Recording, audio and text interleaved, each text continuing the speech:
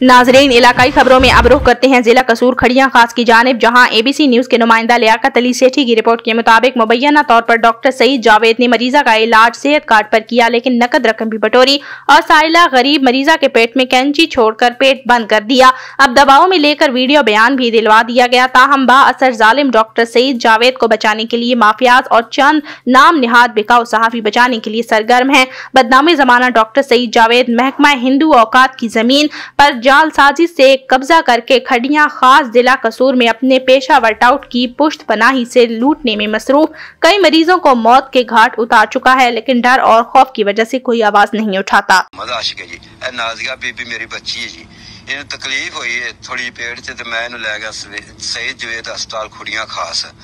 उन्हें चैकअप किया, उन्हें कहा हरनिया ने अंदर ऑपरेशन करा दे छोटा 2-4 दिनों के असी पहली तरीक ने ऑपरेशन करा दिता खड़ियां खास से। उन्हें 3 दिन रखा, सानू फारिग कर दिता है। सेहत कार्ड भी इस्तेमाल होया जी, सेहत कार्ड ते ऑपरेशन किया, नाल फीस भी लई ने। उस तो बाद बच्ची नूं तकलीफ रहिंदी सी, रोजाना थोड़ी बहुती हो जाती सी, टीका टूका लवा दिता सी। फिर 14 तरीक नूं 15 नूं इन्हूं शदीद तकलीफ हुई बच्ची नूं, उन्हें ही बर्दाश्त हुई। फिर इन्हूं जिन्ना अस्पताल में लै गया, जिन्ना अस्पताल अक्सरे कीते ने, उहदे विच कैंची आई, उन्हें कहा जी अंदर कैंची रह गई।